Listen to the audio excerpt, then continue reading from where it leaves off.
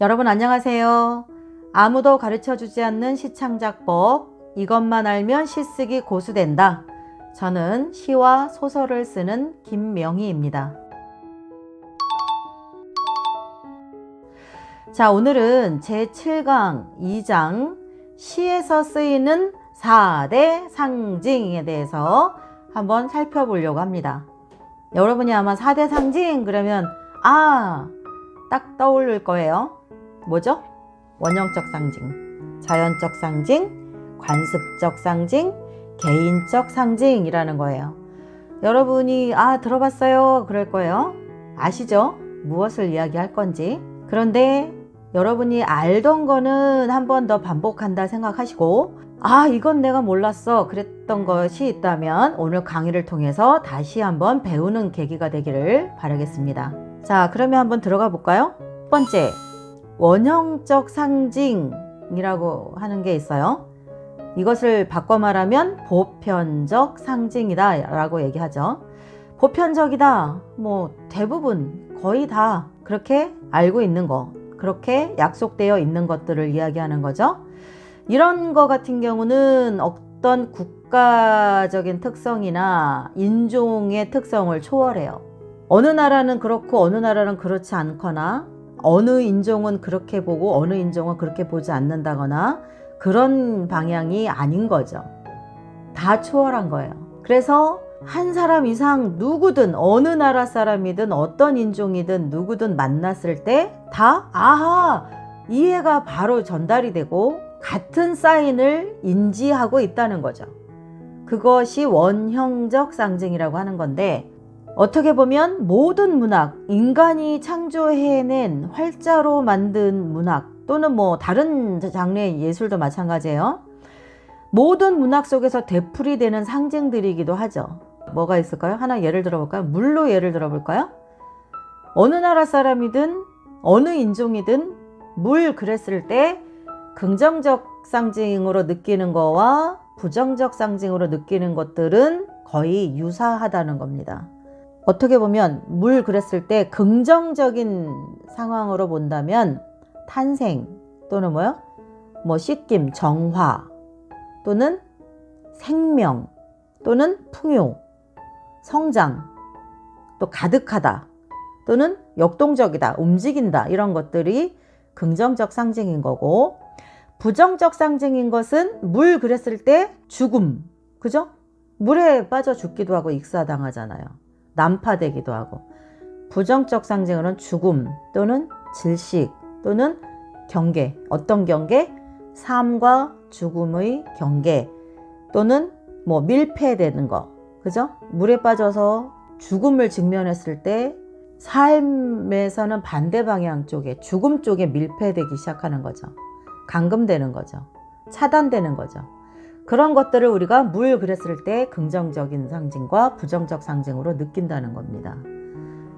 이것은 국가 어느 인종을 초월해서 다 유사하게 동일하게 느끼는 것들이라는 거죠. 그래서 문학 속에서 어떤 물을 가지고 우리가 사용해서 이야기할 때는 그런 상징성을 갖는 것을 시인이나 작가가 염두에 둔다면 좋겠죠. 그 다음에 두 번째, 자연적 상징이 있어요. 자연적 상징이라는 것은 인간이 공동체 속에서 오랜 시간 반복되면서 자연스럽게 고착화되는 거예요. 정착되는 거죠. 예를 들어서 어둠 그러면 어둡다? 어떤 상징이 있을까요? 죽음, 불길함 또는 좌절. 어두우니까 좌절이죠. 그죠? 희망의 빛이 보이지 않아요? 불화, 공포, 이런 것들은 어둠이 상징하죠.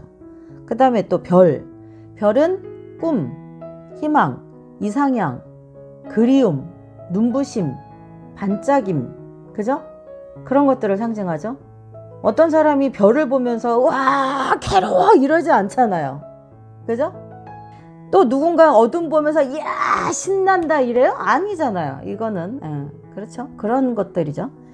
불은 열정, 뜨거움, 번성, 붉은색, 강렬함, 이런 것들을 상징하죠. 누군가가 불을 상징하면서 야 시원하다 이래요? 그거 아니잖아요. 외국 사람은 그러나요? 아니죠. 다른 나라 사람은 그러나요? 아니죠. 자연적 상징이에요, 이런 것들이. 그 다음 볼까요? 관습적 상징. 관습적이다.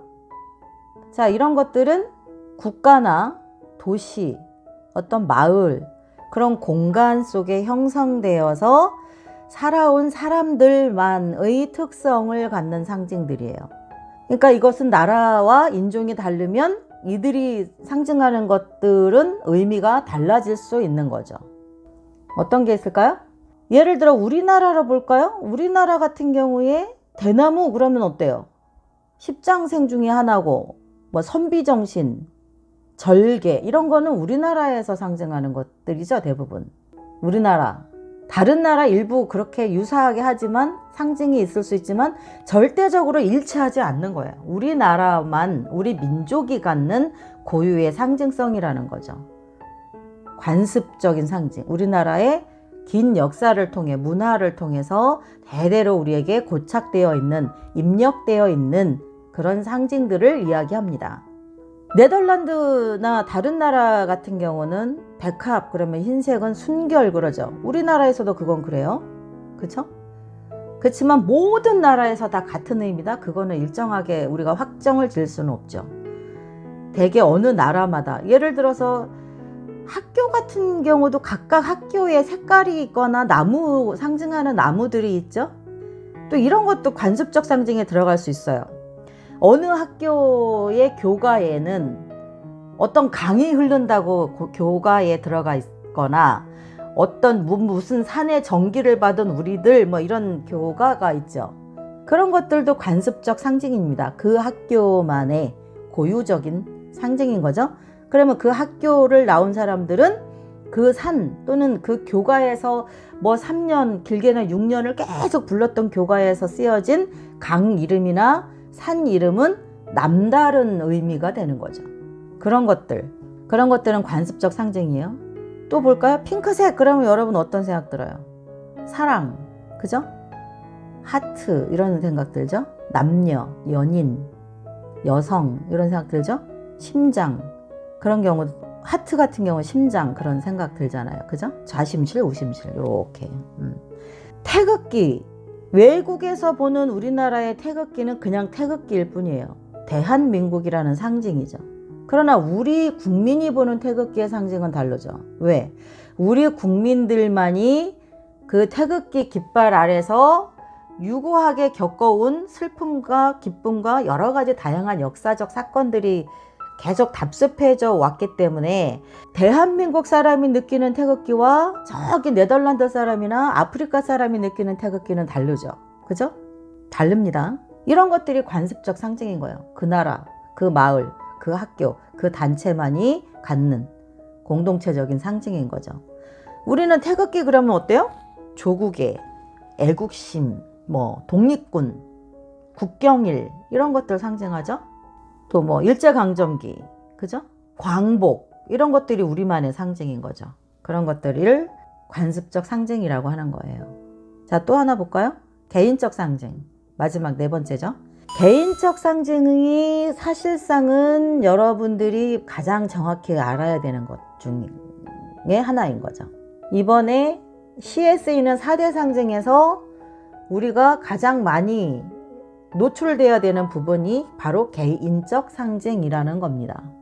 개인적 상징이라는 것은 시인이나 작가에게, 또는 시인 작가뿐이 아니죠. 모든 개개인에게 인생을 통해서 창조된 상징이에요. 그건 어느 순간 한 번에 갑자기 생기지 않아요. 오랜 시간 동안에 그 하나의 개인이 우연이든 필연이든 거쳐가면서 그 개인에게 각인되는 상징을 이야기하는 거예요. 그렇기 때문에 개개인이 갖고 있는 상징이 유사할 수도 있지만 대부분이 다 미세하게 다른 특성을 가져요. 그래서 개인적 상징이라고 하는 거죠. 우리나라 사람들 중에도 또 인천 사람들, 서울 사람들 중에도 또 다 다르다는 거죠. 그 안에 개개인이 마음의 문을 열고 들어가 보면 인천 사람이라서 뭐다, 서울 사람이라서 뭐다 아니에요. 그 안에 모든 개개인이 각각의 상징을 갖고 있어요. 그가 살아오면서 겪은 거기 때문에 다 달라요. 굉장히 다릅니다. 그리고 글을 쓰는 사람은 그 개인적 상징에 답습된 그 이미지나 상징물들이 작품 속에 녹아들게 됩니다. 그건 피할 수 없어요. 당연한 거고, 나는 나의 개인적 상징을 씻어버릴 거야. 그럴 필요도 없고. 그러면 오히려 존재감이나 정체성의 문제 아닐까요? 우리가 이런 거 있죠. 어떤 시인, 어떤 작가, 그러면 그 사람 작품은 이러이래. 이렇게 여러분이 정의를 내리죠. 그래서 어떤 경우는 그 시인의, 그 작가의 팬이 되기도 하죠. 또 어떤 경우는 그 시인이나 예술가들의 작품 속에서 좋기도 하지만 나는 내 취향은 아니야. 이렇게 이야기하기도 하죠. 그것들이 다 어디에서 영향이 오는 것이냐? 그 시인, 작가, 예술가들이 갖고 있는 개인적인 문체, 성향이 그들의 작품 세계에 깊숙이 배어 있습니다. 그 배어 있는 것들, 그 정신적 채널들이 여러분에게 때로는 잘 맞기도 하고 조금 불편하기도 하고 재미없기도 한 거죠. 그런 미세한 다양한 작품 속에서의 여러분의 호불호를 가르게 해주는 것도 그 작가, 예술가의 개인적 상징이 반영된 결과물이라는 겁니다. 아시겠어요? 그러면 이 방송을 듣고 있는 여러분도 여러분만의 상징이 있어요. 여러분이 지금까지 모르고 살았을 수도 있지만 여러분이 글을 쓰다 보면 이런 건 느낄 거예요. 도대체 왜 나는 내 시에서는 항상 이런 거가 자꾸 들어가려고 하지? 이런 부분이 자꾸 거기 내 작품마다 자꾸 개입이 되려고 하지? 그런 것들이 있습니다. 그것들이 당신의 상징인 거예요. 당신이라는 개인의 상징물인 거예요. 정신의 상징물, 가슴 속에 오래 답습되어져 온 상징물이라는 거죠. 자, 그러면 한번 예를 들어 볼게요. 여러분, 김용택 시인 그러면 떠오르는 게 뭐가 있어요? 세 글자. 세 글자. 섬진강. 그죠? 섬진강 시인. 우리가 그러잖아요. 섬진강 시인. 그러면 김용택 시인 이러잖아요. 그죠? 김용택 시인은 섬진강 쪽에서 오래 살았죠. 그래서 섬진강을 통해서 굉장히 다양한 문학적 영감을 얻었고 영향을 받았죠. 그런 것들이 김용택 시인에게 개인적 상징인 거죠. 물론 그게 좀 더 나가면 그 마을 공동체적인 상징일 수도 있어요. 그러나 김용택 시인이 그 섬진강을 통해서 깨닫고 느낀 감성을 시에 표출한 것을 마을 사람들이 동일하게 똑같이 그런 채널을 느낀다? 그건 아니잖아요. 김용택이라는 한 개인의 인물, 그 한 사람이 늘 섬진강이 주는 다양한 감성에 젖어 있었고 그 색깔이 어디에 들어갔다? 그분의 문학에 들어가 있는 거죠. 영향을 준 거죠. 개인적 상징인 거죠. 또 하나 볼까요? 강화도에 살고 계신다는 그 한민복 시인님. 한민복 시인에게는 강화도가 우리가 알고 있는 관광하러 가는 강화도가 아니죠. 개인적 상징이죠. 그죠? 그래서 한민복 시인의 시에 강화도, 섬에 대한 이야기가 자주 등장하죠. 이런 것들이 개인적 상징의 하나인 거죠. 예를 들어 여러분 중에도 여러분의 삶에 영향을 준 것들이 다양하게 있어요. 지금 제가 두 가지 예를 든 거 섬진강 강화도지만 그 외에도 지리산 시인도 있고 또 제주도 성산포, 그죠? 이생진 시인 유명하잖아요. 다 그 모든 것이 다 뭐예요? 개인적 상징인 거죠. 그럼 여러분은 무슨 상징을 갖고 있나요? 있을 겁니다. 반드시 있어요. 없을 수가 없어요. 문학을 안 하더라도 각 개개인의 상징은 있거든요. 찾아보세요. 나에게는 어떤 개인적 상징이 있는가?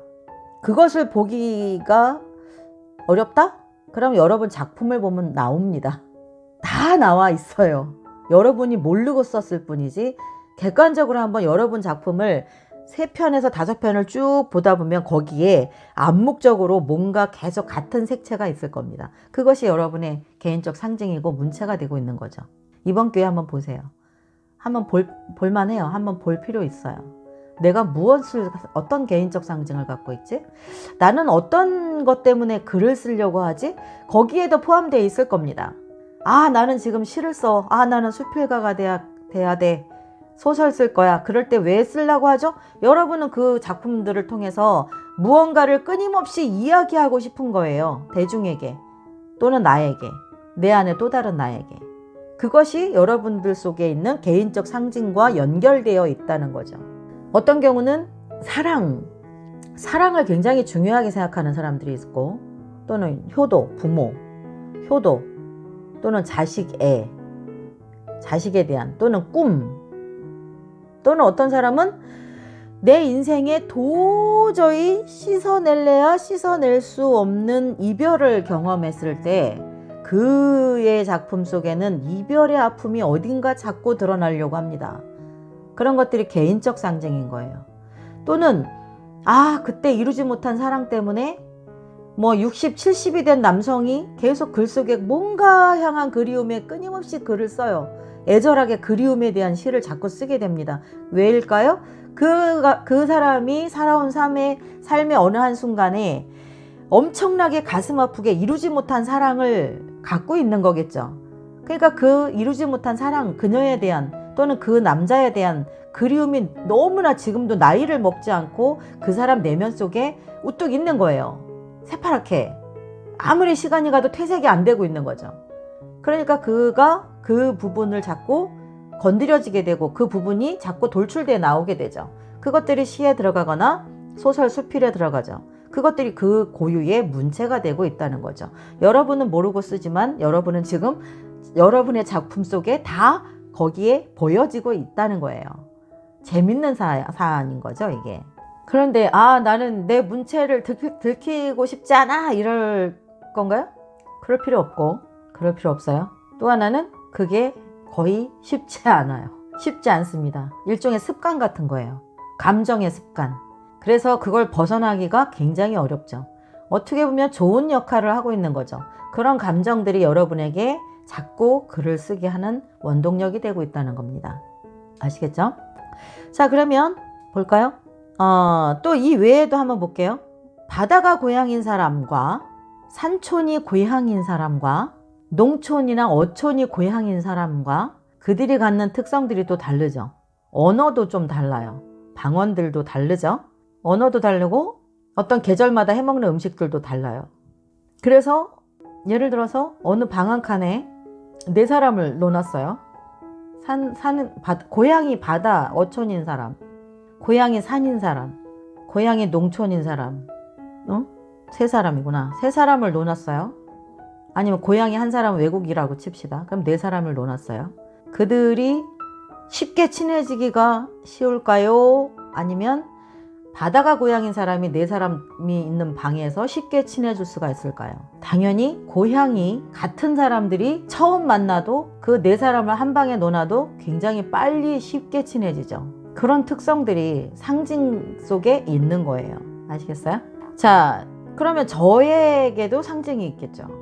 개인적으로 김명희라는 한 인간에 대한 상징도 있겠고, 저는 지금 전업작가이고 시와 소설을 쓰니까 그 인간 개인의 김명희가 겪은 상징이 제 작품 속에 싫든 좋든 들어가 있게 되는 거죠.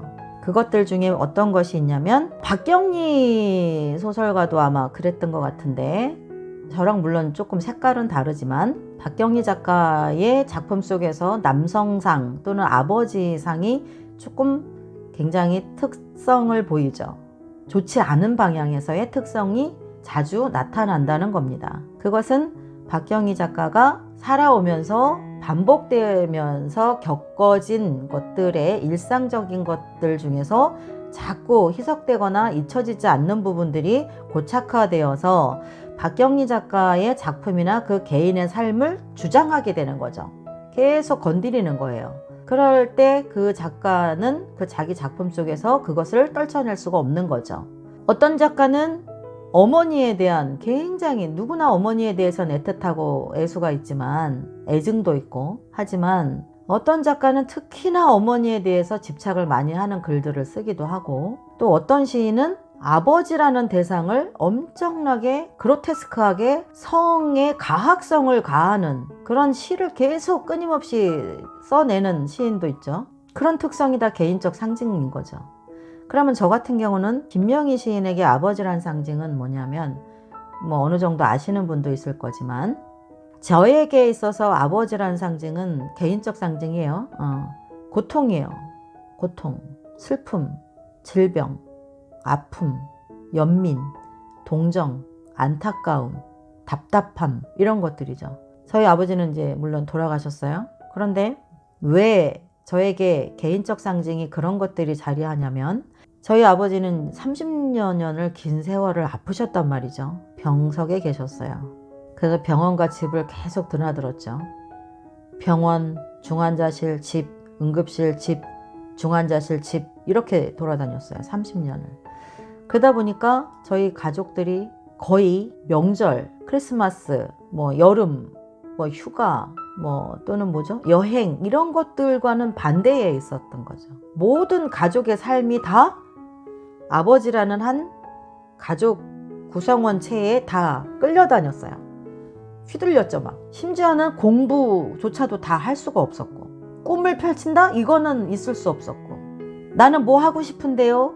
내가 왜 이걸 포기해야 되나요? 이런 질문을 누구도 할 수 없었죠. 늘 한 가족의 한 구성원이 삶과 죽음을 넘나들었기 때문에 정신없었어요. 그 온전히 다 휘둘려졌으니까.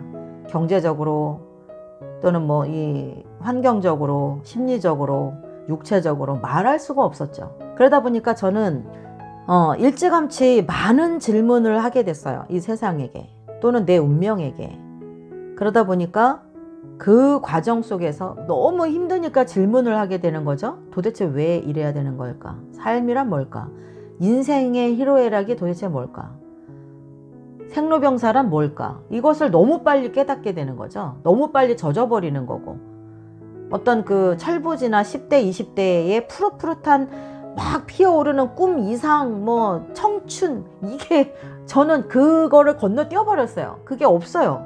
그 공간 자체가 이미 없는 상황인 거예요. 없어요. 너무 일찍 중년쯤에서 질문해야 될 것들을 거기에 일찍 넘어지고 일찍 빠져있고 일찍 끌려다니게 된 거죠. 그러다 보니까 늘 그 많은 질문, 인간의 생로병사, 가난, 고통, 안타까움, 불행 이런 것들, 희생 이런 것들에 굉장히 많은 질문을 계속 천착해 들어가게 되는 거죠. 우리가 한번 보세요. 이런 손톱 끝에 가시가 하나 박혔다고 쳐요. 아니면 우리가 왜 생선 먹다가 작은 가시가 목에 걸렸어요.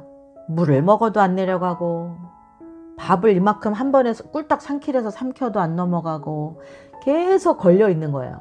그러면 여러분 다른 일을 잘 할 수 없죠. 다른 일에 몰두할 수가 없습니다. 왜?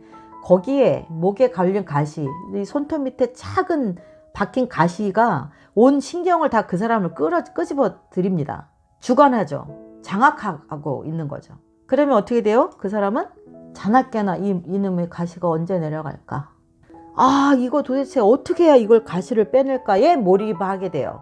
그것들이 다 개인적 상징에 영향을 주는 거죠. 여러분이 살면서 그때 나는 우리 할머니랑 왜 그랬을까라고 뭔가 지금까지도 해결이 안 된 감정이 있다면 그런 것들이 다 여러분에게는 개인적 상징물로 언젠가 나오는 거죠. 글을 쓸 때도 나오고 대화하다가도 나오고 꿈속에도 나오고 이렇게 되는 거죠.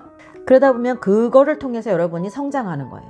질문하게 되고 성장하게 되고 생각하게 되고 고민하게 되고 거기서 해답을 찾게 되고 그런 것들이 결국은 뭐냐면 여러분이 문학을 하건 여러분이 또 다른 예술을 하더라도 그 미세하게 차곡차곡 쌓여진 그 마디마디 또는 그 통증들 또는 그때에 각인된 어떤 충격이라거나 인식, 경험 그것들이 여러분의 개인적 상징을 만들어 놓고 여러분이 하나의 그림이 되어지는 거죠. 전체적인 그림.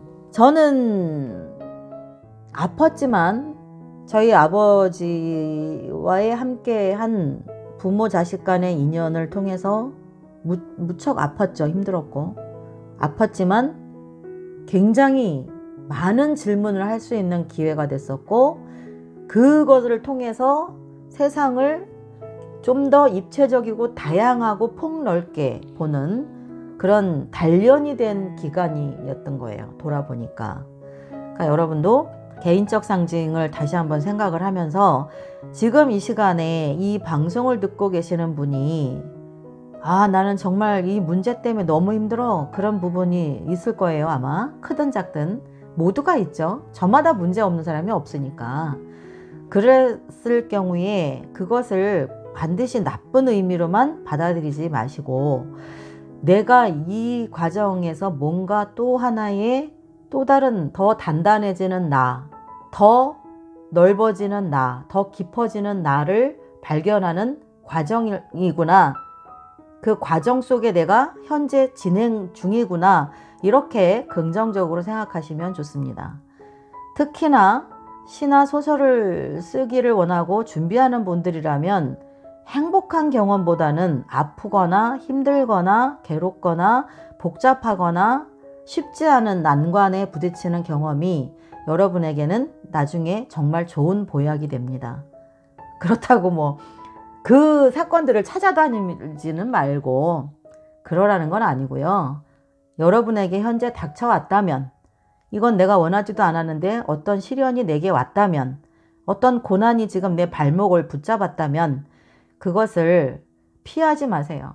용기 내서 정면으로 마주 보세요. 마주 봐야 됩니다. 그래야 여러분이 다양한, 더 폭넓은, 더 많은 독자를 위로하고 더 많은 독자를 품어주고 더 많은 독자의 눈물을 닦아줄 수 있는 시와 소설을 쓸 수 있게 되는 겁니다. 아시겠죠? 그래서 여러분이 글을 쓴다는 것은 여러분 혼자 개개인의 취미나 단순한 이미지, 상징으로 볼 수 없다는 거예요. 여러분이 쓰는 그 하나하나의 작품들은 가장 첫 번째는 여러분을 치료하고 여러분을 위로하지만 그 작품이 세상에 나가면 무수한 사람들에게 또 새로운 치료제가 되는 거죠. 그러려면 여러분이 경험이 많을수록 더 그 치료제의 효과는 크겠죠. 그래서 여러분이 어떤 시련이나 역경도 피하지 마시라는 거예요. 이미 내게 주어졌다면, 밖에 없다면 적나라하게 마주하세요. 뜻이 있을 겁니다. 여러분에게 그 시련이 온 그런 것들 모든 것이 돌아보면 개인적 상징이 된다는 것, 그리고 아프거나 힘든 경험일수록 여러분에게 더 효과가 크고 에너지가 되는 개인적 상징, 원천, 원동력, 그것이 된다는 것, 엔진이 된다는 것입니다. 지금 오늘이 제 7강 2장인데요. 이제 거의 끝나갑니다. 일부. 제가 이야기했죠? 1부와 2부로 나뉜다. 1부는 그야말로 시쓰기 이론, 시의 정의부터 해서 이론이고, 2부는 이론은 이론인데 실전에 들어가는 이론이에요. 그러니까 지금 1부는 이제 기초 다진 거예요. 기초 다진 건데, 오늘 강의 다음에 한 2번 정도가 더 남았어요. 2번 정도. 그 다음엔 2부로 들어갑니다. 2부는 지금까지 한 1부는 몸풀기고 2부에서는 여러분이 전혀 새로운 수업을 하게 될 거예요. 전혀 새로운 수업. 지금까지 제가 1부에서 이론을 계속 여러분에게 이야기했던 것들을 가지고 이제 2부에서 직접적으로 장을 펼치게 될 겁니다. 기대해 주시고요. 이렇게 해서 오늘은 여러분에게 시에서 쓰이는 4대 상징에 대해서 함께 봤습니다. 원형적 상징, 자연적 상징, 관습적 상징, 개인적 상징. 이 중에 가장 중요한 것은 개인적 상징이다. 개인적 상징은 여러분의 모든 작품 하나 속에까지 다 깊숙이 배어있는 것들이다. 여러분이 모르고 썼을지라도 지금이라도 돌아보면 그것을 알게 될 거라는 것. 자, 그 다음에 다음 제 7강 3장에서는 묘사시와 진술시의 차이점에 대해서 여러분과 이야기를 할 거예요. 묘사시, 진술시. 묘사시는 어떤 것을 묘사시라고 하는가? 진술시는 무엇을 진술시라고 하는가? 또 하나 여러분이 해야 될 게 있어요. 다음 수업엔. 다음 수업에는 제 강의를 열어놓기 전에 여러분의 시, 대표적인 거나 최근에 쓴 거 한 편을 반드시 복사해서 옆에 놓고 제 강의를 한번 들어보세요. 그러면 지금까지 여러분이 10편을 썼든 1편을 썼든 100편을 썼든 여러분이 지금 쓰고 있는 그 시가 진술시인지 묘사시인지를 정확히 알게 될 겁니다. 다음 수업에서. 그러려면 어떻게 해야 돼요? 갖다 놓고 제 수업을 들어보시라는 거예요. 다음 수업은 반드시 여러분의 작품 하나를 옆에 놓고 저와 만나는 겁니다. 아시겠죠? 재밌겠죠? 여러분이 지금까지 쓴 시는 묘사시였나 진술시였나? 또 묘사시의 장점이 뭐고 진술시의 장점이 뭘까? 여러분에게 다음 시간에 또 재미있는 수업으로 다시 오겠습니다. 오늘은 여기까지 하겠습니다. 저는 시와 소설을 쓰는 김명희였습니다. 감사합니다. 다음에 만나요.